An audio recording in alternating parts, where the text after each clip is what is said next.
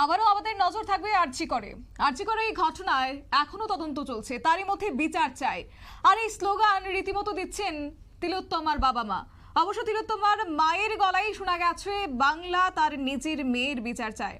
এবং এই প্রকোপ কার্য কিংবা প্রতিফলন লক্ষ্য করা গেছে লন্ডনেও, কেননা মুখ্যমন্ত্রী জোকার ক্ষোভ উগরে দিলেন তিলোত্তমার বাবা মা। শুধু লন্ডনই নয়, সারা বিশ্ব জুড়ে তিলোত্তমার বিচার চাইছেন। তাই লন্ডন তার প্রতিফলন, মুখ্যমন্ত্রী জোকার হয়ে গেছেন।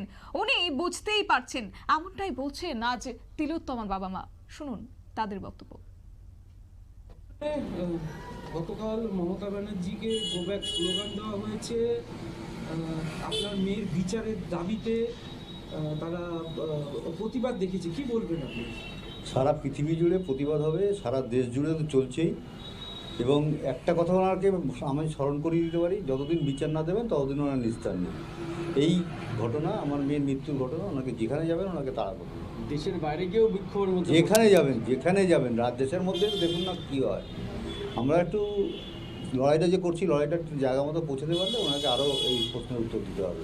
এই জোকারগিরি ওনাদের যেটা কল্যাণ ব্যানার্জি গতদিন শুনানি 3 কোর্টের মধ্যে করেছে, এগুলো ওনাদের বন্ধ করতে হবে।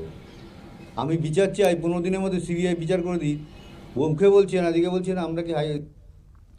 আমরা বিচার চাই আমাদের মেয়ের, এমনটাই স্লোগান তারা দিচ্ছেন। এবং সেই সঙ্গে মুখ্যমন্ত্রী জোকার, কেননা উনি নিজেই এই তদন্তের সেই গতি তিনি দেখছেন না এবং সেই অভিযোগটা তিনি তুলে ধরেছেন। এবং মুখ্যমন্ত্রী দেশে থাকুক কিংবা দেশের বাইরে যাক, তাকে এই স্লোগান তারা করে বেড়াবে যতদিন না পর্যন্ত তাদের মেয়ের বিচার হচ্ছে।